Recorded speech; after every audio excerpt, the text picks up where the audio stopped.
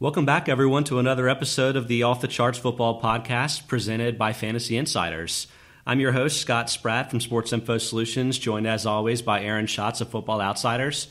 Aaron, some more exciting times. We're a quarter of the way through the NFL regular season, and for me, the exciting part about that is we're now doing opponent adjustments in DVOA, and we have some really interesting DVOA topics to get into today. But first, how's it going? I'm doing well, and I am enjoying the season, and there are a lot of interesting stories certainly this year. I mean, I think that it's not good to have starting quarterbacks missing so many games, but it certainly is interesting, and it certainly makes our jobs more interesting to have to look at what are the Steelers like without Ben Roethlisberger? What are the Cowboys like without Tony Romo? What are the Colts like without Andrew Luck, which we now have learned that Andrew Luck is not starting on Thursday night, and they're going with Matt Hasselbeck for the second straight week, even though Matt Hasselbeck was in the hospital because of a flu virus 2 days ago.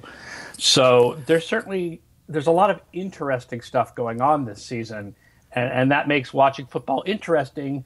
I think the negative, the negative thing about this year has been the games just have seemed a little sloggy so far because of too many penalties. Yeah, they're definitely on a record-setting pace there. For the quarterback point, though, you're definitely right. I think at times I start to wonder when people are like, quarterback, I'm like, is it a little bit of hyperbole that we're always talking about how incredibly important they are to the game? There are other players that are really important. But then you watch a team like the Steelers who actually have a pretty decent backup like Michael Vick, and then you're like, okay, I get it. Quarterbacks are that important. It's interesting. The whole idea of the quarterback as the whole center of the team is both hyperbole and not hyperbole. It's both sort of overdone and underdone. Yeah. It's underdone because the fact is the quarterback has so much more control over the fate of the offense than any player at any position otherwise in football. Certainly, maybe a pitcher, I guess, in baseball, a starting pitcher, but he doesn't normally pitch the whole game anymore. A goalie in hockey, I suppose. But Brian Burke from X of Advanced Football Analytics was his website. Now he's at ESPN Stats and Info, and what he said to me is he sees football almost as a cross between an individual sport and a team sport because the quarterback has so much impact on his team's offense. It's one of the biggest reasons why offense is more consistent than defense from year to year because that one player has such a huge impact. But on the other hand, there are three phases of the game. And as much impact as the quarterback has, not only does he have teammates who do impact the offense, but he has no impact on the defense or the special teams. So the ratio that we usually use is that if you look roughly at how good teams are, a football team is roughly 4 parts offense, 3 parts defense, and 1 part special teams. Offense is more than defense because the best offenses are better than the best defenses in general. Not 2 years ago in the Super Bowl, but in general. And the worst offenses are usually worse than the worst defenses. But even if it's 4-3-1, the quarterback, even if he has a huge amount of power over the offense, that's still less than half the game. So it's both overstated and understated, the importance of the quarterback. Yeah, and I think that provides a really good segue to our first topic that we want to get into because there is a team with improved quarterback play, I presume, and we'll dive into that is playing really well this year, and I want to talk about that with Andy Dalton and the Cincinnati Bengals. For the first few weeks of the season, we were talking about the AFC North because the Ravens were 0-3 and might have buried themselves this season, and because the Steelers had lost Ben Roethlisberger, and we were wondering whether they could actually survive without him for an extended period of time. But we really need to start talking about the Bengals and giving them their due for being 4-0. Of course, it's really easy to poke holes in that, mainly because we've seen Andy Dalton play so poorly in the postseason in the past. So people are going to quickly say that, hey, the Bengals are winning in September. What else is new? Talk to me in January. But Aaron, I wanted to get your thoughts on this and some opinions that maybe DVOA has about the Bengals. Are they actually showing improvements this year? And what about Dalton specifically? Yeah, the Bengals story is so interesting. Listen, it's fun to talk about the whole thing about Andy Dalton struggling in primetime games. But the likelihood is that it's just random variation. That there's nothing about primetime games in particular that really spook him. right? It's just he just has happened to have bad games on primetime. He's had good ones too. Well, primetime games tend to be games against quality opponents because you want to have two good teams playing in the spotlight. Right. So potentially that's a explain factor. What he did against Cleveland last year. Okay, touche. Well done. But the counter of that is what he did against Denver late in the season. The other thing about Cincinnati is that this is a team that tends to finish the season, even though they're in the playoffs, they tend to finish the season around 8th to 10th in our ratings. So for them to lose in the wild card round is not a huge shock. It's not like these losses by Cincinnati have been huge shocks, like they've gone into the playoffs at 14-2 and they can't win in the playoffs. Right. I don't think the bigger problem for Cincinnati is that they can't win in the playoffs. I think the bigger problem for Cincinnati has been that they haven't been able to field a team that's a top 3 team instead of like a top 10 team. But maybe this year is the difference. And yeah, I mean, they are right now, through 4 weeks, Cincinnati is 4th in DVOA, but there's a big gap between the top 4 teams and the rest of the league. So Cincinnati is somewhat close to what Green Bay, New England, and Arizona, those are the top 4 teams. New England, Arizona, Green Bay, Cincinnati in order. Cincinnati's pretty close to what those teams have been doing, and Dalton has been fabulous. He's got 465 DYAR. That's our individual stat for those who are listening to this podcast and are not necessarily Football Outsiders regulars. Stands for Defense Adjusted Yards Above Replacement. It takes DVOA and it turns it into a total stat instead of a rate by comparing it to a replacement level player rather than an average player, because when you're looking at an individual player, there's value in a player who has consistency and consistently can be in the lineup, even if that player is average. Jay Cutler is a good example, right? Jay Cutler is average, but it's really useful to have him in the lineup because otherwise you have Jimmy Clausen in the lineup, and that is not good. So Dalton is second behind Tom Brady for value among quarterbacks this year. I mean, that's impressive. Obviously, it's a huge improvement for him, and it just looks when you watch them that he's making better throws. But one thing that I found interesting, that this might be a little bit of that team versus individual argument that we were having earlier, is that one reason Dalton is having so much success is that the Bengals' offensive line has been really good in protecting him. They've actually allowed just 7 sacks and pressures so far this season, and that's the fewest in the league. The Giants are next at 8, then the Ravens 10, and then Philadelphia and New England at 13. Keeping in mind that New England has actually played one fewer game than those other teams. And you mentioned a little bit before how pass protection isn't all really about the offensive line. The quarterback himself has a lot to do with it. So maybe a chicken and egg argument here of whether Dalton is making good reads and delivering the ball quickly, and that's helping him stay protected, or whether that protection is allowing him to make these throws without any pressure and improving his accuracy and decision-making. Well, we have a lot of chicken and egg arguments in football. I mean, that's just the nature of the game with so much interplay. But yeah, Dalton is the king of this kind of argument because he does have players around him that are considered so strong. The offensive line is very good. Andrew Whitworth, in particular, left tackle, hardly ever gets talked about. Is a really good player. But also his receivers, and this is a big difference for Dalton between last year, right? Last year, Marvin Jones missed the whole year. That's their number 2 receiver. The tight end, Tyler Eifert, missed the whole year. I think he played week 1 and got injured. A.J. Green struggled with injuries for half the season. This year, those guys are all back and they're all healthy. So he's got a strong offensive line. He's got so many strong players around him. So yes, right, like Brian Burke says, in some ways football is an individual game crossed with a team game because of the quarterback is so important. But sometimes it does make life easier for the quarterback when the players around him are so talented. Certainly, Brandon Weeden, is playing better behind the Dallas offensive line than he would, back, when he was, Cleveland had a good offensive line, but, he has better receivers than he had when he was in Cleveland, and he had better running backs, and Michael Vick is going to be better in Pittsburgh with Le'Veon Bell to run the ball and Antonio Brown to throw to than he was last year when he was with the Jets and he was handing to Chris Ivory, who, while talented, is no Le'Veon Bell, and throwing the ball to Eric Decker, who, while talented, is no Antonio Brown.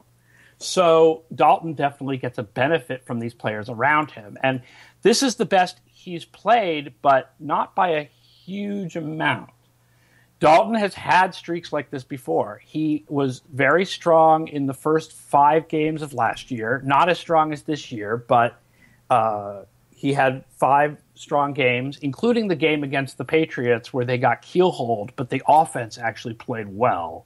It was just that their defense got destroyed by Tom Brady in that game. Sure. And then back in 2013, there's a 3-game stretch. You can make it a 4-game stretch by including a close win over San Diego if you have to compare 4 games to 4 games. But from week 14 to week 16 of 2013, Dalton had as many DYAR as he's had in the first 4 games of this year. That was a win over Indianapolis, a loss to Pittsburgh where they lost 30-20, and then a win over Minnesota where he played phenomenally in those 3 games, especially the 2 wins. And then the week 17 came and he played badly against Baltimore, and then the playoff game came and he played badly against San Diego, and that was that. I mean, he had this 3-game stretch where he had 9 touchdowns and 0 interceptions. So he's done this before over small periods of time when he's had all his weapons around him. Right. So, I mean, this isn't unprecedented, but it's definitely still encouraging. And I think another reason to be encouraged just about the Bengals' potential success in general is defensive improvements. We probably don't need to spend a ton of time on this, but I wanted to point out that this is really the first time that the Bengals have had a healthy Geno Atkins who tore his ACL 2 years ago, and frequently it takes 2 years to really get back and right from that. And then having Carlos Dunlap as the sort of explosive player that he's become over the last 2 years. Those 2 guys are both healthy on the defensive line, and they've combined for 10 pressures and sacks. So I think that's really helpful for the team. Obviously, the fact that they've been up early in games has led to more pass rush situations. But with those 2 players on defense too, this is a pretty complete football team, even if Andy Dalton isn't making any kind of leap that he might be making. Oh, my God, it's so complete because on defense, I mean, you know, we may not have stats right at the ready about all these players, but we know there are a lot of really strong defensive players on this team. Like the cornerbacks are really good with Adam Jones and Leon Hall, and 2 first-round picks who are finally getting playing time after having a year or 2 to develop, and it takes first-round cornerbacks a year or 2 to develop. I mean, look, the Bengals have done this before, but they don't do this every year, okay? The Bengals in the Andy Dalton era have generally been average through the early part of the season and improve later in the season, except for last year. Last year, they were the number 1 team through 4 weeks, although that was only 3 games because of their bye week. And then they got crushed by the Patriots. So I guess we have the same sort of situation now this week, right? Seattle's coming in, and this is the let's see whether they can prove themselves, quote unquote. So let's see whether they can prove themselves. I think if Cincinnati can beat Seattle, we have to say this is one of the top teams in the league, and we have to stop questioning them so much if they continue to play at this level, and they play at this level against a really good opponent like Seattle. I agree. Meanwhile, we sort of teased this in the last segment, which is that the Bengals are one of the 4 teams that are well clear of the field in DVOA. It's the Pats, the Cardinals, the Packers, and the Bengals. Those teams are all fairly closely bunched together. They're separated by just 12% in DVOA, and they're 22% clear of the rest of the field. Just to sort of give you a comparison there, the number 5 DVOA team is the Falcons, and they're within 12% of the number 13 team, the St. Louis Rams. So clearly there's just a lot more bunching at the top, that huge gap, and then the rest of the field of pretty good but not top-level teams. And so I had some questions for you, Aaron, about what this exactly means for potential for the Super Bowl, et cetera. I mean, obviously we know that there are going to be at least 8 teams that make the postseason that aren't in these Elite 4 teams right here. So I was wondering is this type of bunching pretty common for teams? I mean, this has only been 4 weeks of the season, so you'd figure these type of things might happen even if it won't hold up over the course of the full season. But also, the fact that these teams are so much better than the rest of the field, what does that mean about the likelihood of favorites advancing through the playoffs and reaching the Super Bowl? Well, it's interesting. You get some years that are like this, right? And then you get some years where it's kind of spread out. And some years it's like this at the end, but not the beginning. And other years it's like this at the beginning, but not the end. I mean, a really good example of a year that was really I can give you a couple of really good examples, actually, of years that were really tiered like this, where there were a certain couple of teams that were just so much better than everyone else. The first is 2007, okay, right? Obviously, Right. you had the 16-0 Patriots that year. But for a large part of the year, these teams ended up fading a little bit at the end. But you had a huge length of the year in 2007 when there were 4 teams that were all ranked among like the best teams ever through whatever week it was. For about half the season, New England, Indianapolis, Dallas, and Pittsburgh were all like among the best teams ever in the first half of the season. And then Dallas and Pittsburgh and even Indianapolis a little bit faded. Another year that was really like this by the end was 2004. Okay, so in 2004, you had Pittsburgh and New England that were really far ahead of the rest of the league, along with Philadelphia and Indianapolis for a lot of the year. Again, by the end of the year, they kind of came back to the pack a little bit, although that's in part because Indianapolis and Philly sat guys at the end of the year, so their ratings dropped. I mean, Philly sat guys in the last 2 games. They basically gave away the last 2 games of the regular season that year because the NFC was so bad that they already had the number 1 seed wrapped up. But as far as this much stratification this early, okay, so this is kind of wacky. There are 4 teams currently over 40%. Between 2010 and 2014, there were only 3 teams over 40% in all 5 of those years combined after week 4. Isn't that kind of nutty? Yeah, I love that. Like Cincinnati last year, Seattle and Denver the year before, but that was it. But if you go back before then, you find all kinds of seasons where you had this much stratification. In 2009, there were 4 teams over 40% at this point. In 2007, there were 4 teams over 40% at this point. In 2006, there were 4 teams over 40% at this point. And in 2005, there were 4 teams over 40% at this point. So it's really, I think, just random. There's no trends here. Yeah. I think it's just random chance. Like there was this, it randomly happened that you had a lot of teams start super hot in the middle of that decade. But I'm guessing that's not a trend. I'm guessing that's just random chance, and it just so happens that this year we have a number of teams that have started hot. But here's the thing, what that means, and I know I'm kind of going on here, but this was the fun I had in our article this week about the DVOA ratings. There's a phenomenal chance of a team finishing 16-0 again. It came out that in our last simulation, 9.4% of the time, at least one team went 16-0 because there's 6 teams that currently have a shot at it, and they don't play each other very much. New England only has 1 game against another team that's currently undefeated, which is when they go to Denver. Cincinnati only has 1 game against another team that's currently undefeated, and that's when they go to Denver. And Atlanta has the 2 games against Carolina, and that's it. So, like, we ran simulations where we would have 2 teams end up at 16-0. I mean, it's not likely. You're talking about a 1 in 1,000 chance or so, maybe 2 in 1,000 chance of having, more than 1 team end up 16-0.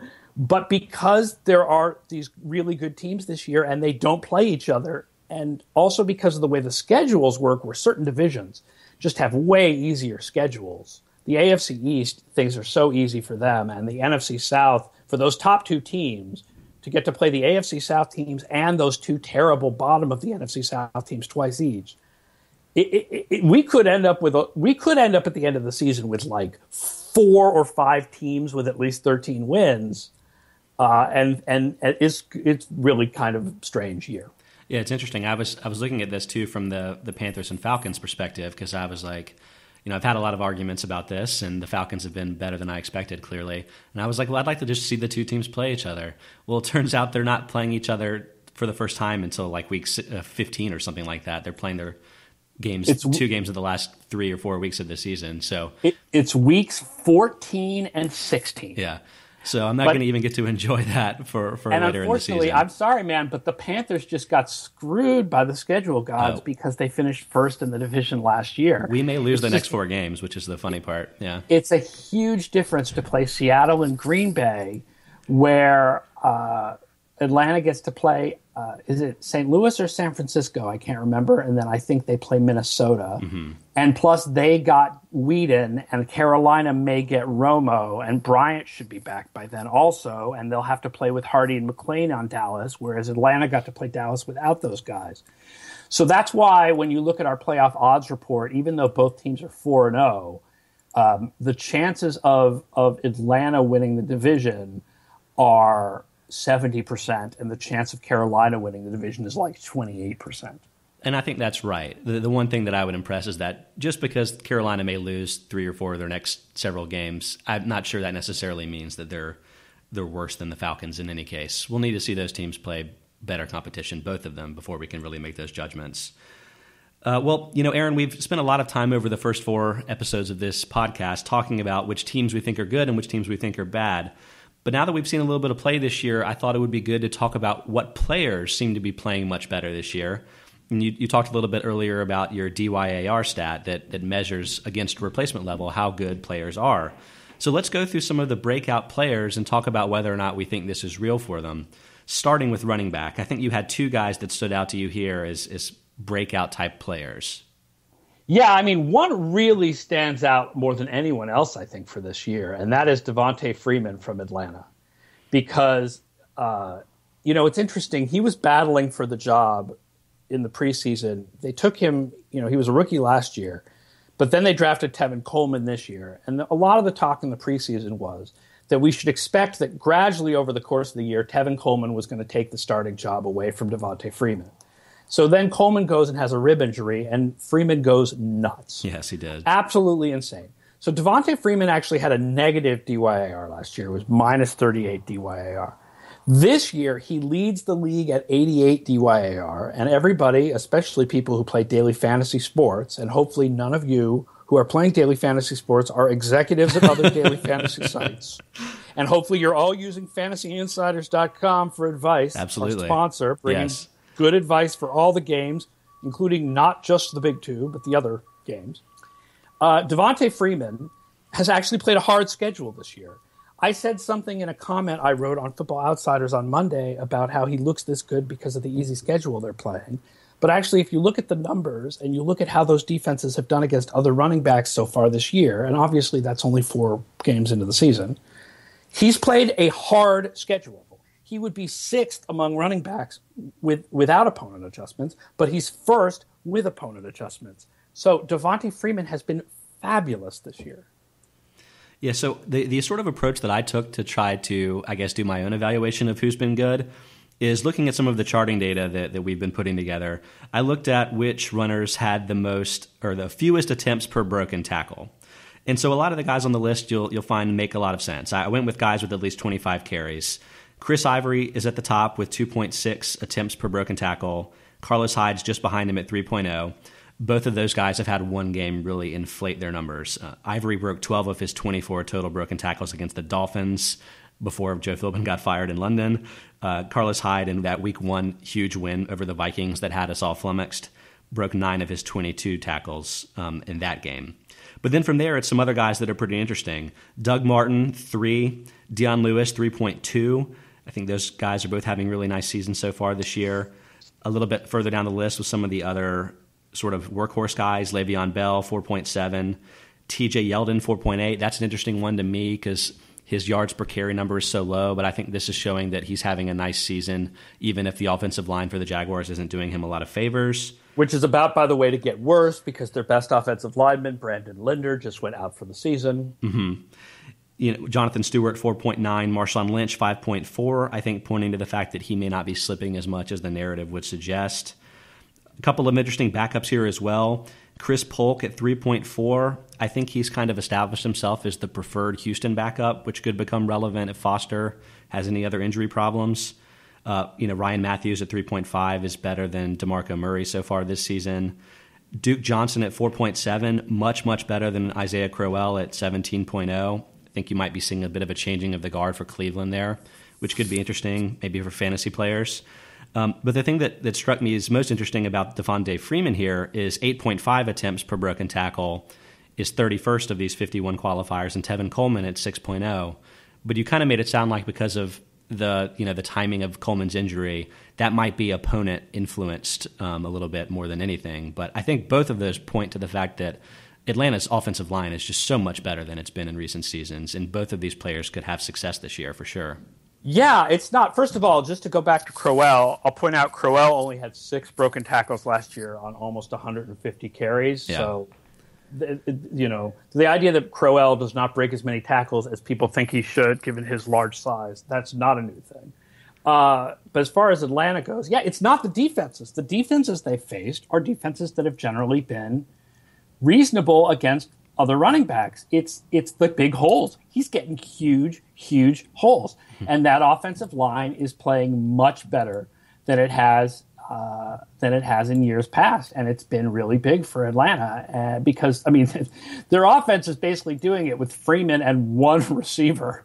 And I mean, with Julio Jones on pace to set so many records, I don't know whether he'll set them or not, but he certainly is on pace. So Levitre, was terrible. Andy Levitre was awful in Buffalo, but he fits what they want to do with the Kyle Shanahan zone blocking style really well, so it's a perfect fit. Jake Matthews has been much improved. I don't know who this guy Mike Person is, but that's their center. Then they pick up Chris Chester, who's been in Washington, and then some guy named Ryan Schrader, who was a college free agent in 2013, and he played a little bit last year, and that's their right tackle. So this is like classic Shanahan. Who the heck are these guys, right? Like, I mean, a lot of Shanahan lines, I mean, they didn't even have the stud left tackle. I mean, they had the stud left tackle, but they didn't have a stud left tackle who you thought was a stud left tackle because they would, I can't remember if Lepsis or Nalen was the left tackle, but was like an undrafted free agent, but turned out to be a stud. And then the rest of the line was always like, who are these people? So Atlanta is like Jake Matthews. He's the number one, first round pick. And then who are these guys? But they are playing real well. And I'm going to want to circle back a little bit to the other receivers besides Julio Jones on this team when we get to the wide receiver breakouts. But let's talk first a little bit about Giovanni Bernard and the Bengals running back situation in general. Bernard is another guy that you say is having a really nice breakout in terms of DYAR, correct? Right. I mean, he's always had the receiving value, but his running value was we had him basically at replacement level last year. And that's one of the reasons why he lost the starting job to Jeremy Hill over the course of the year. So he had 28 rushing DYAR as a rookie, which was 27th among running backs. And he had 3 last year, which was 32nd among running backs. But so far this year, he has 58, which is, top 10 in the league. So as a runner, he's been much better this year. And obviously part of this is that they have a really good offensive line. And Jeremy Hill's numbers are pretty good too this year. But yeah, Bernard's been better as a runner this year, and I think that's part of why he's getting more playing time. In terms of attempts per broken tackle, Bernard and Hill are quite similar at 11.2 and 10.4 respectively. So both are showing it there. Hill has had some fumbling troubles so far, but is scoring a lot of touchdowns for fantasy fans. So it seems like both players, again, will probably be effective throughout the season. I mean, they're getting, the not having that many broken tackles for either of those guys does show that they're getting a lot of help from a really, really strong offensive line. And that is and also probably defenses that are playing back a little bit because they got to make sure that they're worried about A.J. Green. But I will say those guys have broken more tackles in the past. We had Bernard with 19 last year. We had Jeremy Hill with 26. So, I think both those guys are going to be strong going forward. I agree. Okay, let's talk about some of the receivers that have been having nice breakout seasons by DYAR. Yeah, well, for tight ends, it's mostly an issue of guys who just have more playing time. Crockett Gilmore, Ladarius Green, Eifert, who was injured last year. Gary Barnidge has gone from 10 DYAR in 2014 to 50 this year, but I have a feeling there's a little bit of flukiness there from just having a big game. The guy that I find interesting is Eric Ebron because people are so quick to jump on rookies who do not succeed first, straight away. And they just don't seem to have any patience anymore. And Eric Ebron struggled as a rookie. Well, newsflash, rookie tight ends tend to struggle. It is one of the harder positions in the league for rookies, like cornerback, right? Running backs tend to come in and succeed immediately, okay? A lot of, linebackers come in and play well as rookies. But, certain positions, there's a learning curve, and tight end is one of them. And so Ebron has gone from being minus 65 DYAR last year to 27 DYAR so far this year. That's not great. That's not what they want him to be a top 5 receiving tight end. But what it does show is significant improvement from him. And that's one of the things Detroit needed. They've got a lot of other problems on their offense, like the fact that Calvin Johnson now seems amazingly talented and 50 years old instead of amazingly talented and 30. But Ebron has definitely improved. I'm completely with you on the difficulty of picking up the tight end position moving into the NFL. I mean, basically no one has tremendous success as a rookie or even as a second-year player at the position. But for me, I've always been a little bit down on Ebron because he has really poor hands. And even this season, he's got 3 drops on just 36 targets. That was a problem for him in college. It was a problem for him as a rookie.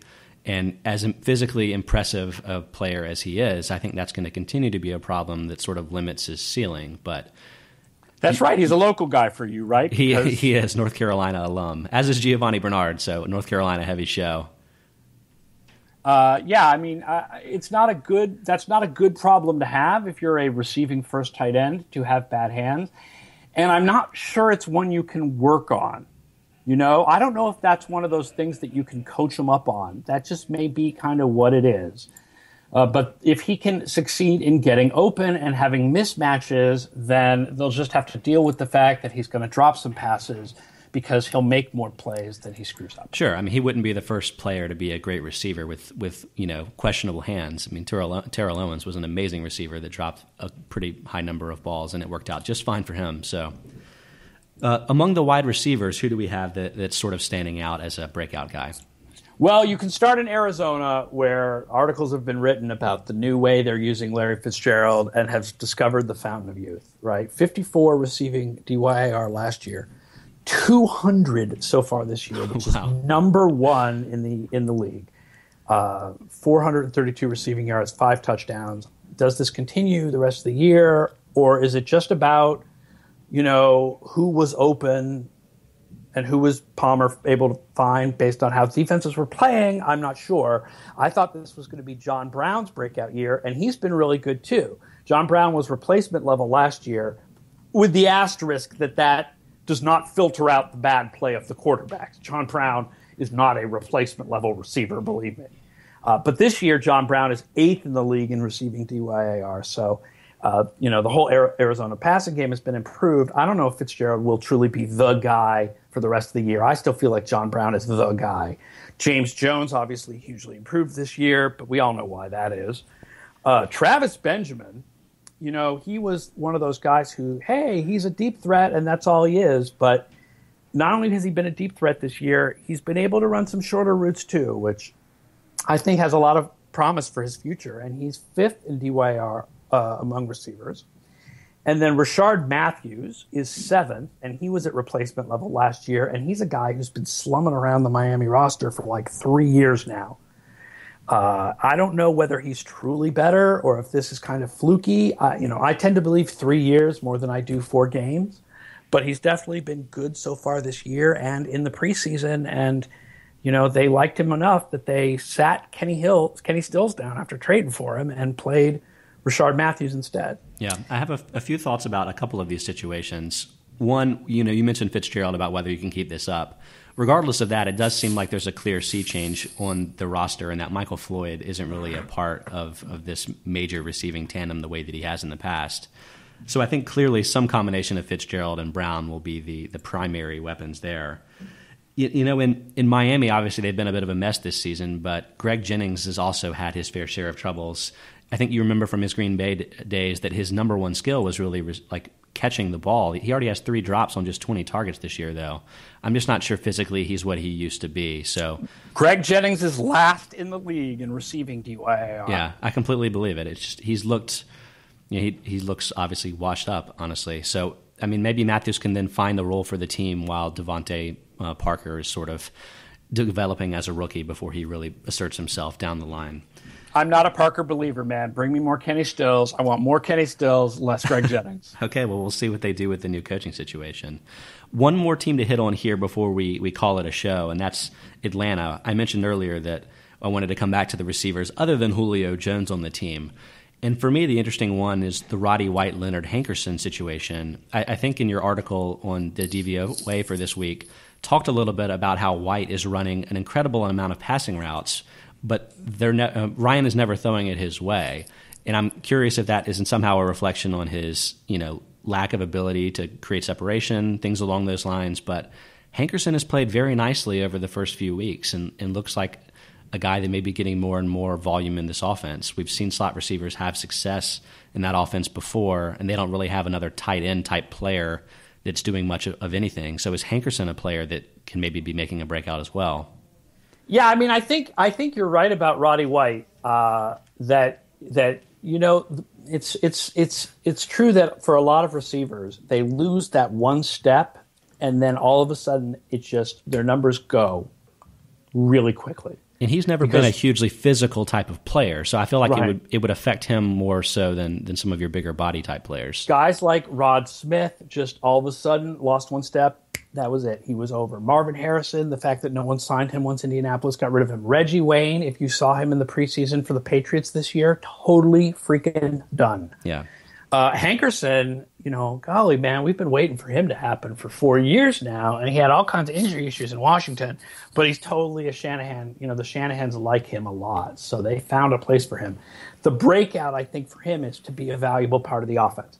There's not going to be, I don't think, a breakout here where we're going to see a huge, like, fantasy value from him. I mean, he may have games this year where if he goes up, you know, they go up against a team that's poor against slot receivers, he may be a nice, like, daily fantasy play because of, you know, I'm assuming he comes at a cheap salary. But I don't think we're going to see a lot of huge numbers from Leonard Hankerson. But we are going to see is something that Leonard Hankerson really hasn't done since 2012, which is be a useful, valuable part of an offense for a whole season where he really has value. You know, that would be kind of nice to see and good for Atlanta, obviously. Yeah, the Atlanta juggernaut continues to roll on. Well, I think this was another good show, Aaron. I appreciate you joining me again this week, and I encourage everyone to subscribe to our podcast on iTunes, to check out Fantasy Insiders for great fantasy content for both daily games and traditional formats. Check out footballoutsiders.com. You can't find any better source for advanced football talk than that. Thanks again, Aaron. I hope you enjoy your Week 5 games, and I look forward to talking to you next week. It's the Matt Hasselbeck experience. Absolutely. Good times tonight.